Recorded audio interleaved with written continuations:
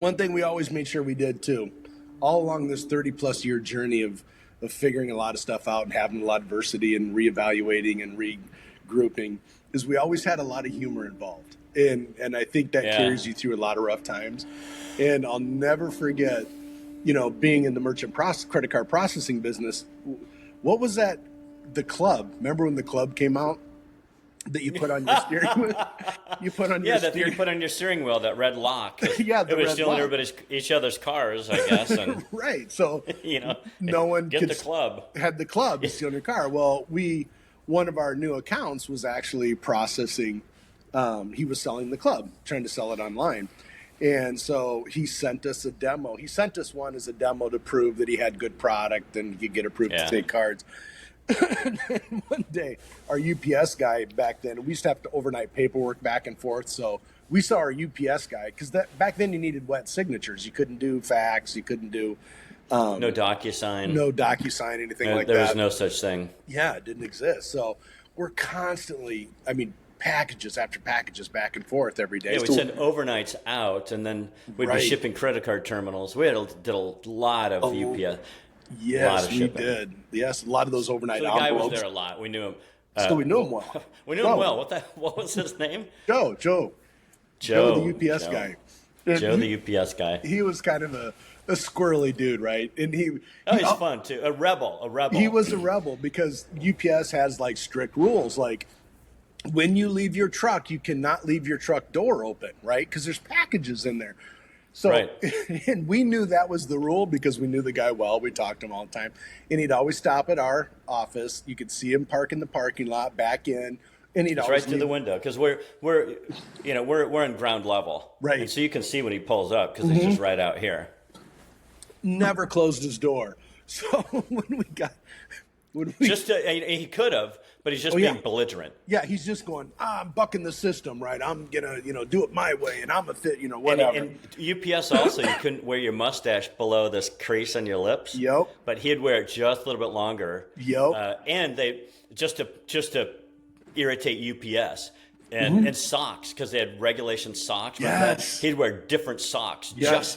just to irritate UPS. So Anyway, that's so this guy. he's a little bit of a rebel. Yeah, so that's this guy, right? So we get this club in, and he comes in one day, and we were scheming and laughing and stuff. And John's like, all right, I'm going to keep him occupied when he comes in here, sneak out there with the club and put it on his truck. So the guy comes in, he's delivering a bunch of shit. And John's like, hey, come back here, look at this. Hey, look it over here. Yeah, doing the sleight of hand kind of stuff. So I run out and I put this club and I lock it on the steering wheel. So Of the I come UPS back truck? on the UPS truck because he's not supposed to leave the door open, right? So we come back in, and man, I wish. See, back then we didn't have phones that you could video this because it would have been priceless to have this. We'd have got so many views online. Oh yeah. So I come back in, we're all talking for a minute, and then he's like, all right, I got to go. So he runs out there, and he has packages in his hands. So he runs, and he jumps in inside of the truck, and he doesn't notice right away because he's got packages in, and he runs in the back of his truck, and you can see him putting packages, and we're in just laughing to beat shit. We're just giggling. We're peeking out the out the window. Out the window. And then he comes to go sit down, and just like, boom. Like, oh, shit. And then remember he was Yeah, he looks fighting like... it? He was like, Yeah, you and can then- see him. It's like, just the gestures you'd imagine, like, oh, and then panic set in. The panic set in. Like, I'm done. How am I going to explain this when I have to call back to the hub and go, somebody got in my truck? Well, how could they get in your truck if your door was closed and locked, right? And you can see all this unfolding in us. You know what's great about it? Is when you can see people see their life flash in front of them. He saw his career flash in front of his eyes in all of about 30 seconds to a minute. Yeah. And it was just like, oh, we were laughing to beat shit. And then finally he figured out it was us and came in. Well, you're right. And then it occurs to him, because we're looking at him from the side, right? So we see his profile, and he's wrestling around, and then it's like he looks and he's like, He's like, you sons of bitches. You sons of so bitches. we're like, oh, God, that was and so the relief on the man's face. Oh. And it's like, oh, God. When you saw it, but man, that was He worth. cursed at us. He cursed at us. Oh, my feelings are hurt. Oh, he yelled at me. Well, yeah. Oh, good and of course, he was smiling and laughing while he's doing it because, relieved curse. That was true, to see the relief on his face as well. Like, oh, it's priceless. But the point there is just fun, right? You gotta have fun with it. Of course, these days, if you did that, he'd call the police or he'd shoot you or something like that. Right.